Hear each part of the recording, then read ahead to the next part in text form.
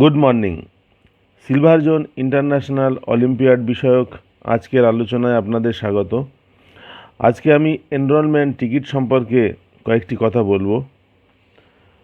যে সমস্ত ছাত্রছাত্রীরা অফলাইনে সিলভার জোন ইন্টারন্যাশনাল অলিম্পিয়াডের জন্য আমার কাছে আবেদন করেছে, তাদের প্রত্যেকের আবেদনপত্র পাঠিয়ে দেওয়া হয়েছে। তাদের প্রত্যেকের নামে রেজিস্ট্রেশনও হয়ে গেছে। আর কয়েকদিন পরেই পরীক্ষা শুরু হবে এবং পরীক্ষার আগে প্রত্যেককে একটা করে এনরোলমেন্ট টিকিট বা অ্যাডমিট কার্ড দেওয়া হবে। আপনারা জানেন এই পরীক্ষাটি হবে ওএমআর শিটে। এই ওএমআর শিটে বেশিরভাগ অংশই ফিল আপ করা থাকবে। যেমন এই ওএমআর শিটে দেখা যাচ্ছে ছেলেমেয়ের নাম, ক্লাস, সেকশান, কোন সাবজেক্টে পরীক্ষা দেবে, সব কিছুই এখানে প্রিন্ট করা রয়েছে।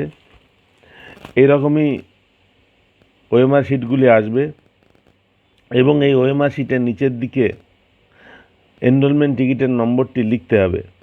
আমি আপনাদেরকে স্মরণ করিয়ে দেব, যে সমস্ত ছেলেমেয়েরা একটিমাত্র সাবজেক্টের জন্য আবেদন করেছে তাদের এনরোলমেন্ট টিকিট একটিই আসবে এরকম। যারা একাধিক সাবজেক্টের জন্য আবেদন করেছে তাদের কিন্তু একাধিক এনরোলমেন্ট টিকিট আসবে বা একাধিক অ্যাডমিট কার্ড আসবে এবং প্রত্যেকটি অ্যাডমিট কার্ডের এই এনরোলমেন্ট নম্বর এটা কিন্তু আলাদা হবে। এই এনরোলমেন্ট টিকিটটি ইংলিশ ল্যাঙ্গুয়েজের জন্য, সেজন্য দিয়ে শুরু হয়েছে। যারা ম্যাথ সাবজেক্টে পরীক্ষা দেবে তাদের এনরোলমেন্ট টিকিটের এই নম্বরটি কিন্তু দিয়ে শুরু হবে। যারা জিকে পরীক্ষা দেবে তাদের দিয়ে শুরু হবে। যারা সায়েন্স পরীক্ষা দেবে তাদের দিয়ে শুরু হবে। সুতরাং প্রত্যেকটি সাবজেক্টের এনরোলমেন্ট নম্বর কিন্তু আলাদা। একটি ছাত্র যদি 4টি সাবজেক্টে পরীক্ষা দেয় তাহলে সে 4টি এনরোলমেন্ট টিকিট পাবে এবং প্রত্যেকটির ওপরেই সাবজেক্টের নাম লেখা থাকবে। যখন পরীক্ষার সময় এনরোলমেন্ট টিকিট বাচ্চারা আনবে স্কুলে, তখন কিন্তু দেখে আনতে হবে। ইংরাজির দিনে অঙ্কেরটা নিয়ে আসলে হবে না, অঙ্কের দিনে ইংরাজিরটা নিয়ে আসলে হবে না।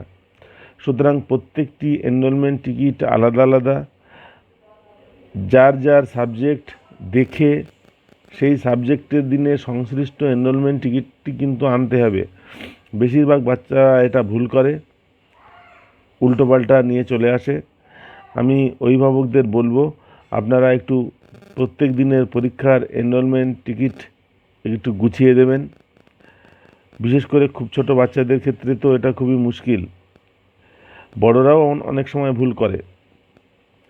আজকে হঠাৎ মনে পড়লো এই বিষয়টি আপনাদেরকে জানানোর, আমি জানিয়ে দিলাম। ভিডিওটি দেখবার জন্য সকলকে ধন্যবাদ। নমস্কার।